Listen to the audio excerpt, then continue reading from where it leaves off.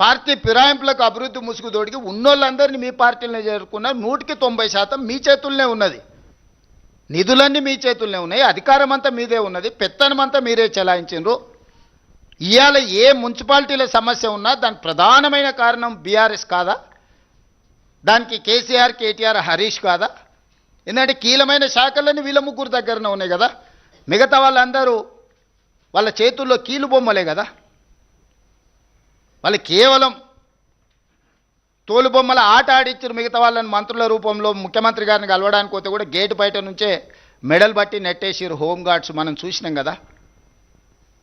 10 సంవత్సరాలు మీరే ఉండి మున్సిపల్ అయితే నిన్నటి వరకు మీరే. ఇప్పుడు లేటెస్ట్ ఎలక్షన్ జరుగుతుంది. ఇప్పుడు మళ్ళీ మాకు ఓటేయండి అని బీఆర్ఎస్ అడుగుతుంది. అసలు అంటే ఏ మాత్రం కూడా మొహమాటం కానీ అసలు సమాజం ఏమనుకుంటుంది మనం ఇంత బరితెగించి మాట్లాడడం వల్ల? ఇది ఏమైనా సమాజం ఆమోదిస్తుందా? అమరాన్ని ఎప్పుడో సామెత చెప్తుండే, బరితెగించిన కోడి అంట బజార్లోకి వచ్చి గుడ్డు పెట్టిందంట. గట్లున్నది బీఆర్ఎస్ వాళ్ళ వ్యవహారం.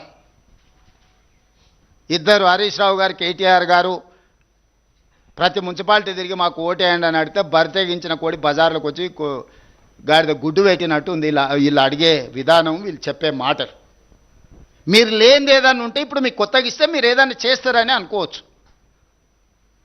20 లక్షల కోట్ల రూపాయలు మీకు ఇస్తే పేదోళ్ళకి ఇండ్లు కట్టించిండ్రా? ఇండ్ల సంగతి చాలా దూరం, అసలు రేషన్ కార్డులు అన్ని ఇచ్చిండ్రా?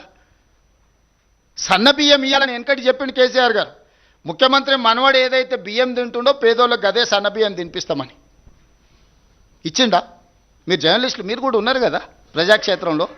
మీ గుర్తింపు కార్డు, మీ ప్లాట్ల గురించి ఇట్లా చెప్పుకుంటూ పోతే ఒక్కొక్క వర్గానికి, ఏ ఒక్క వర్గానికన్నా ఉద్యోగాలు ఇచ్చిండ్రా, రేషన్ కార్డులు ఇచ్చిండ్రా, సన్నబియ్యం ఇచ్చిండ్రా? అసలు ఏది వీళ్ళు అమలు చేసింది? పట్టణ ప్రాంతాలలో మోరీలు అన్నది ఇచ్చిండ్రా?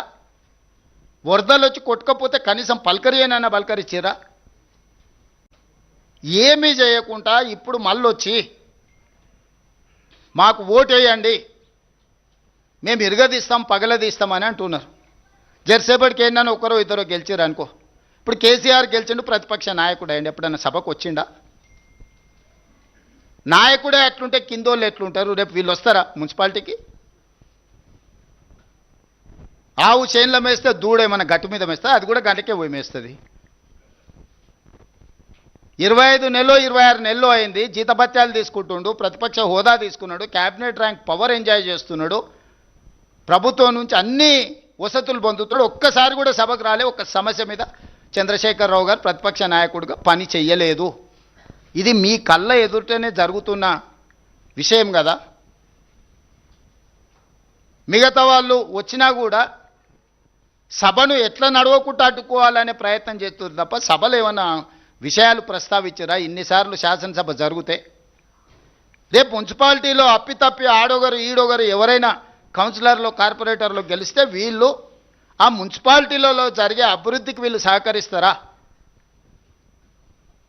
బీఆర్ఎస్కి అసలు అర్హత ఉన్నదా ఓటు అడగడానికి? 23లో అధికారం పోయి 24